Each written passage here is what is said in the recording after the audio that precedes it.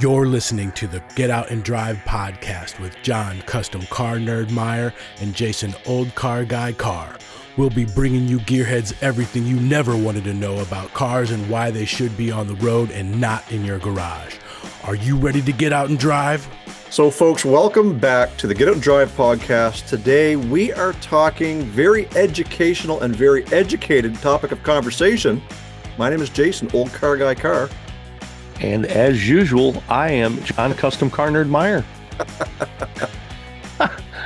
Before we started recording, we had a very intelligent conversation about the environment, about electric vehicles, about the power grid. How do you suppose we should start this episode off today? My personal unpopular opinion may be the fact that everybody wants people to conserve energy in their home because the power grid cannot support people having their air conditioners on and their everything on in their house and their lights and everything. But they want everyone to plug in their electric cars. And now with the tiny amount of electric cars that are on the road, if that is multiplied like they say they're supposed to in 2035 or 2030 or whatever is the next monumental step, what are we going to do? We can't do it now. We've got a brownout. You know, I'm sorry, ma'am. The fire department can't come to your house. The fire truck is still charging. I, I don't know, man. And I've heard a lot of pros and cons about electricity, and everyone needs to understand it certainly does not mean clean energy because you have zero emissions at your tailpipe. Elaborate. Yeah, exactly. So, like, we're likely going to be beating this dead horse this whole episode, talking about things that we've likely talked about in the past. But there's a few things that John and I felt that we really needed to get off our chest. And one of the big things that concerns me, I'm not a government conspiracy theorist by no means. But when you try to tell me that EVs are better for the environment because they're zero emission, okay, you're about 90% wrong and only 10% right. So yeah, they might be zero emission out the tailpipe because A, there is no tailpipe, but the footprint of disaster that electric car leads from the time it's conceptualized, built, and assembled and rolling down the highway leaves a far wider path of destruction than any ICE vehicle out there. Internal combustion engine is what ICE stands for, if you don't know that. And I think the whole idea of them trying to tell us and cram it down our throat that we have to be EV by 2035, or only EV vehicles will be being sold by 2035, I think that's a crock of bull. I don't believe that that's the direction we should be heading. We should be looking at cleaning up the environment in the automotive industry, which I think we've done drastically. But at the end of the day, I think we're headed down the wrong path, John. I had witnessed, I guess, what I would consider terribleness consistently watching diesel trucks delivering electric vehicles. You see them all stacked up on the transport trailer. I've said it before, you know, I'll be on board with an EV when the collection device for all of the materials it takes to make a battery, when those are electric, how many millions of gallons of diesel fuel it takes to pull all of the materials to make a battery, you know, all the materials it takes to make a car, all the materials it does this and that. Everybody can stand next to their car and they're super happy wearing their green hat. You know, it says LOL gas on their hat and on their license plate and their shoes and socks and gloves, you know, and they run around. To me, that's considered electricity cosplay, and that is environmental cosplay. Certainly be willing to bet that people that have electric cars and that are super behind it have an internal combustion engine vehicle of some sort, 2 or 3, by the way, that are backup in their lives to their electric vehicle. I'm not even against EVs. As bad as I may talk about them and as much crap as I give them, I'm not against EV. What I'm against is the propaganda that's been pressed forth in the media and from our governments telling us that it's better for the environment. It's better for everybody all around. Uh, and again, I'm not against EVs. I'm just against the non-truths, the fake news, the whatever you want to call it, that's out there telling us, oh, it's better. Um, I may own an electric vehicle one day, but I don't want to own it because I was forced to. I don't want to own it because it's my only option. I mean, everything I own is over 20 years old. So not only do I not have a fuel efficient vehicle today, I've probably got the worst of the worst in my fleet currently, uh, between a couple of square bodies and Panther platforms. But the whole idea is typically rely so heavily on the media to tell us what's good and what's bad. And unfortunately, a lot of us, and I'm lumping myself into this group, take it at face value that everything that's being told to us is the truth. And unfortunately, we've learned over the last several years that the term fake news is real. Whether you're a Democrat or Republican or a liberal or whatever you want to call yourself, there's crap being spewed everywhere. And unfortunately, because we're on the topic of EVs today, we also want to dive into a couple of other topics. We're not just sitting here, we're not getting just trying to bash on everything. One topic that I came across that I wanted to share with you guys today, I shared it with John earlier, is a lot of people don't understand where the money comes from to pave our highways, to put up guardrails, to add that ever important speed limit sign on the side of the road, your mile markers, all those repairs, your bridges, your infrastructure, your interstates, all of that stuff gets paid for, yes, by you and me. I know. Oh, Go ahead, I know John. the answer. Go ahead. Who pays for it? People with internal combustion engines. That the answer would be, what is the gas tax? Right. And the gas tax is a portion of the proceeds you pay at the pump go towards road maintenance. It's called gas tax. Your government takes that money. It's already set aside. It's money they don't have to spend specifically. It's coming out of this gas that you're buying at the pump and the diesel fuel. But guess what, John? I just bought an EV. I don't stop at the pump anymore. You don't have to Hey, pay tax. who is paying to fix the roads on my behalf? Not the EV owner. This is a big topic of conversation right You now. should pay somewhere. This goes right into my people with the bicycles saving the world. John, maybe you should remind people about what you're talking about. Oh, without getting off on a huge tangent, if you're saving the world by riding your bicycle to work and you want me to share the road, you need to share paying for the road. Period. I'll respect your bicycle and I will certainly share the road when you have license, title, insurance, personal property tax, and vehicle use tax or gas tax on your clean energy bicycle. I'll jump off my soapbox. Carry on. So the whole point right now, the topic or the article that I sent to John was out of Alberta, Canada, and they want to start charging annually a $200 fee to each person and each electric vehicle out there as a per se gas tax or an equivalent, therefore, to help with the contributions towards fixing our roads. That's 100% fair, man. The question being posed is just that. Do you feel it's fair? I, for one, absolutely. If you're on the road and you're sharing the road, you should be sharing the cost of the road, whether it be a bicycle, a motorcycle, an EV, or a wheelbarrow. You want to push your wheelbarrow down the interstate? Power to you. Dang it. You should be paying your share of something to help. It is true, and it's a huge snowball of who pays for what, and it's going down the hill collecting everybody and everything with it. It's super great to have new technology. I'm all for new technology. Learn something new every day. Everybody should do that. It's super great that you're wanting to clean up the environment and drive an electric vehicle. You have to pay something because people have skirted this for a little while before the Prius. I mean, there was some kind of ugly little car that had, like, you couldn't see the wheels and everything on the side of it. Nissan Leaf was out there. If you do that and you're skirting the tax for the roads, you need to pay for it. That's 100% my opinion.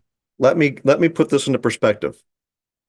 In 2023, California sold 449,000 EVs Mm-hmm. at $200 a pop. The quick math tells me that's almost $90 million in gas tax. Taken right out of the pot. Gone. Gone. Who pays? So I don't know what the dollar figure is now, but years ago, the rule of thumb used to be it cost $1 million to pave a mile of highway. That's 89 miles of potholes, Indiana, Indiana. could be fixing, right? Yeah. Come on. I don't know why anybody can't get on board with that. Oh, fixing potholes? That's asphalt. That's oil-based. Do we need to go down that rabbit hole too? No, we don't. We'll fix all the potholes with electricity.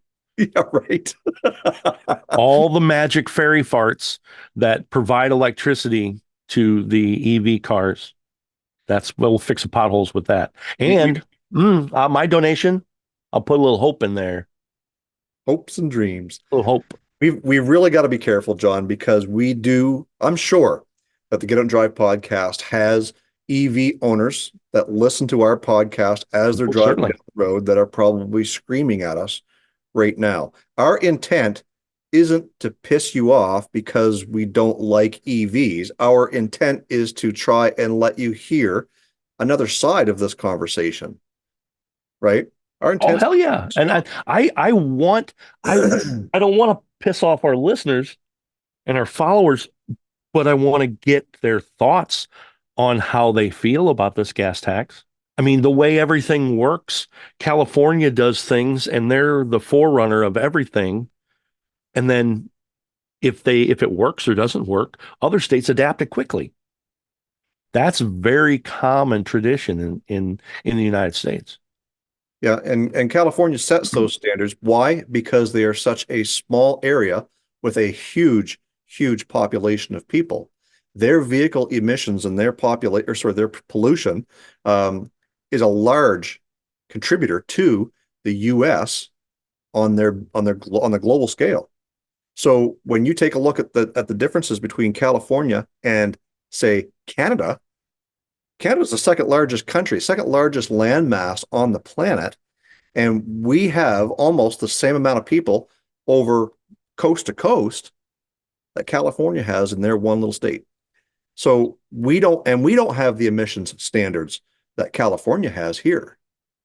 What we do have is we have a carbon tax that is also a part of our fuel. So not only are we paying to fix our highways with our gas tax, we are also paying a pretty handsome sum in carbon tax to help fight. I don't know. I'm not quite sure how it works. All I know is I don't like it. For those who may be watching us, I'm not necessarily holding any props today, but I am, and this one might make it to a short of some sort because we are talking about EVs, and this may pertain to a lot of that conversation, John, at some point in time. Talking to you earlier, and I had a little thing that I was showing you. It says 1EV supercharger, which is not an internal combustion supercharger that you put on an electric vehicle. Oh, no. Because I'm into Hot Wheels. Remember the Hot Wheels Sizzlers? Yep. You jam the little battery gas pump in there and it zips around and around and around and around. And what happens after a while? It stops going around and it runs out. And that's exactly what happens with your electric car. It doesn't create energy, it stores energy, and it releases energy moving forward. You can either take your electric car and plug it in like a house fan, plug it into your wall, or you can have an EV supercharger. They have them all around the country everywhere. And I know it's not the same amount of speed, but you can install a supercharger in your house. Can't remember. Somebody told me it was like $15,000 or more or something like that, but it's special charger that'll charge your car like stupid fast. But I was reading something and it said one EV supercharger puts out 350 kilowatts. The average home uses 1.2 kilowatts. Put that in perspective, your EV is pulling 260 plus houses worth of energy off the grid so you can feel better about the environment. 1.21 gigawatts. 1.21 gigawatts. Where does the power come from that is so super clean, that is powering these super clean EVs? In your neighborhood, Jason, is power created through wind? Is it created through water? Is it created through Nuclear. former President Bush used to say? Um, how or is it that poor old dirty coal? Well, How is electricity made by you? so a majority of it comes from a nuclear plant, and Okay. there is a coal generating plant. Mhm. There's also hydro. So Okay. most of our stuff, like I said, is coming from the nuclear plant. And I'm not sure that nuclear can be classified as clean. Coal clearly is coming from the ground, but it burns. Anytime you burn something, you're putting carbons into the atmosphere. Hydroelectric, there is a cost involved in creating that power. The dam itself, the concrete, the components involved in making the turbines and all that stuff. But you've also got a different problem on that side of hydroelectric power is the destruction of the environment to the flooded areas behind it. Mhm. So, where What's where the do give we, and take? exactly, where do we stop and where do we start? Wind, sure, wind is absolutely 100% free. Sun, solar power, again, 100% free. But where does that power go? It doesn't just miraculously go into the grid system for free. People think it does, but it does not. It's the That magic fairies I was talking about earlier. absolutely, that stuff gets stored until it's needed. I'm just saying, we can talk about this all night long. There's no such thing as free power. And despite the fact that an EV has zero tailpipe emissions, you will never convince me that an EV is better for the environment, ever. Correct. And we haven't even touched on the thing that we always talk about. How long does it take? And maybe one of our listeners knows exactly what it takes, but I read a lot of stuff, so I'm going to just kind of paraphrase. How long, Jason, does it take for a EV vehicle to become net zero? Everybody says it doesn't affect the environment. Building the vehicle, sustaining the vehicle, battery life, and then what? Because I already see they're 5, 6, 7, 8, 9 years old or whatever, however a Tesla is. They are all over every used car lot because it's battery time. Yeah, and that is something to consider too. Is I saw a video one time. I don't know the numbers, so I'm not going to quote numbers. But they compared a uh, just a random run of the mill four-cylinder engine, four cylinder car, and a Tesla Model 3 or an EV of equal size. And they went over a 10-year cycle at 200,000 miles, and they did just that. They wanted to compare on a graph where those vehicles became net zero. And surprisingly, the Tesla or the EV, I didn't want to say any names, but surprisingly, the EV took a lot longer to become net zero. However, if the battery on that vehicle only lasts 10 years, you're going backwards at that point. Even if you keep the used car and put a new battery in it, you're now going backwards again.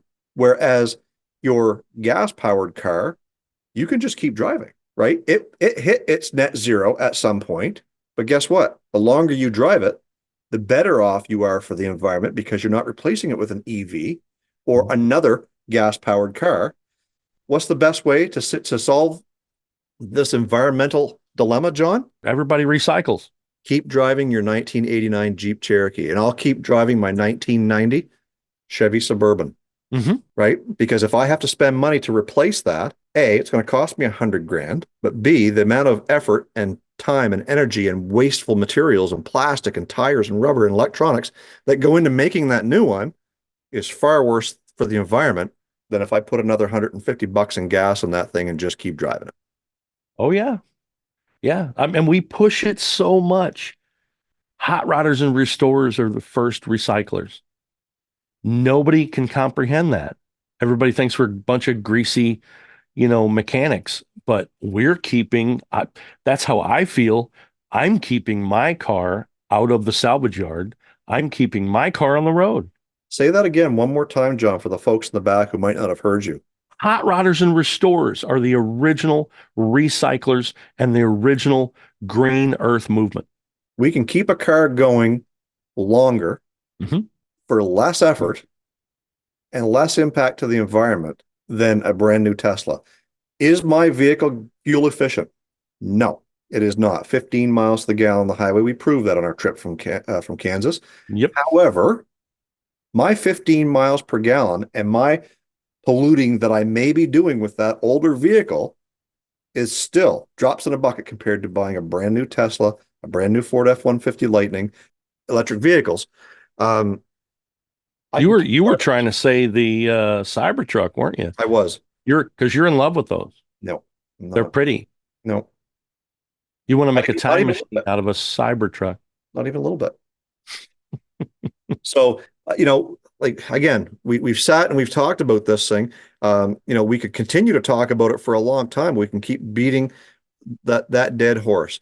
And the whole point of this conversation was to let you folks know that John and I and Paul over here at the Get Out and Drive podcast, we are going to be happy continuing to drive our older, non-fuel efficient gas guzzlers, and we will feel good about ourselves doing it, knowing that I am not contributing to gargantuan carbon footprint that an EV is going to leave if I chose to replace my older vehicle. Because if everybody drove a vintage car all the time, the automakers would be out of business and the repair parts suppliers would be larger than Wells Fargo. and it's amazing that everything we talk about is planned obsolescence. Because what do? You just either say that your internal combustion car is no good anymore, or you forcefully market everybody to want to love the earth, and you force them mentally through promotions and marketing and putting every commercial in every football game ever that you want to save the environment, buy an electric car. They don't tell you your other car is junk or it's out of style. They tell you now the new movement is EV. Your old car, is it bad? No, probably not. That forces people to start the cycle over again. Yeah. It's follow the money. And here it is, conspiracy again. Follow the money, follow the trail of where things go with promotions and marketing and EV. And it all comes down to sales. Yep. And, let's not even talk about the whole keeping up with the Joneses, right? Are the Joneses even part of this conversation anymore? My neighbor bought a new Tesla Model 3. Well, maybe I've got to go out and buy myself a Model X to, oh yeah, or maybe I've got to go buy the Cybertruck. Maybe I've got to go buy the Ford F-150 Lightning, right? Or the new exotic. Yeah, the new Corvette E-Ray. I think that's what it's called. Yep. E-Ray. Yep. Yep. Well, you know what we're going to do right now, John, is we are going to allow our listeners to carry on this conversation a little bit further. If you guys want to head over to our Facebook and or Instagram, we're going to have a few posts over there. You guys can chime in with some of your thoughts on EV. Let us know what you think. If you want to send us a personal message, make sure you head on over to our website. Scroll to the very bottom, listener hotline. Tell us how you feel. Tell us if you think we're wrong. Maybe we're just a couple of idiots babbling like a couple of fools. Either way, let us know. If we share your results in a podcast in the future, we'll make sure we send you out a t-shirt and some stickers so that you can tell everybody to come over here and listen to these two idiots ramble on about stuff they may or may not know anything about. John, it's been great talking EVs as well as just expressing some of our hidden frustrations deep down within. Any final remarks? I don't have any final remark. Paul does. Paul Paul has does. a final remark. Oh, Well, I recently saw a story by the Highway Safety Electric Rivian barreled through both styles of road barriers, Yes. both the Road Jersey roller. barrier and the galvanized corrugated barrier, barreled through it because its center of gravity is so low, meaning that it would have crossed into the opposite direction if it because its center of gravity is low and because it's so heavy in mass. all of our barriers are not designed for that. Okay, Wow. so look, you know what we just did, John? We took a U-turn right back to the beginning of this thing. When we started talking about gas tax, who's paying to upgrade these Jersey barriers and these road and these center medium barriers?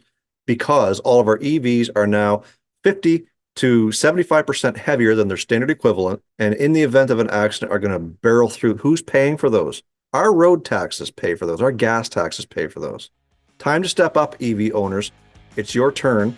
Just because you're being environmentally conscious with your EV doesn't mean you're getting away from paying these gas taxes. Thank you. You thought you were done with the podcast. Ha ha ha. Thought we were done.